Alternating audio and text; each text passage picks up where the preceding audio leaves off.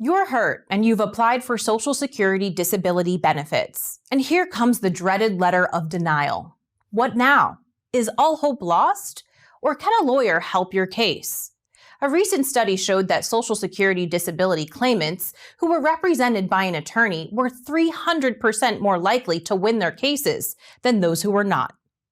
Attorney Mike Murburg talks about why a Social Security disability lawyer may be your best course of action to move forward towards an approval.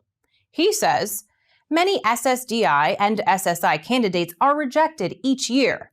However, applicants can file an appeal that disputes the logic used in the denial.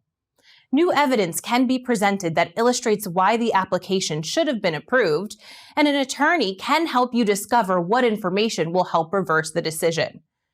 There are extensive laws and regulations that can be applied to your unique case, and an experienced Social Security disability attorney can help you find the legal arguments and compelling evidence that will help move your case towards a successful appeal.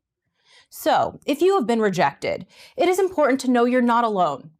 Attorney Mike Murburg will be there for you to determine your best legal strategies and assemble the right type of evidence that can give your case a strong chance at success while in pursuit of the benefits you rightfully deserve.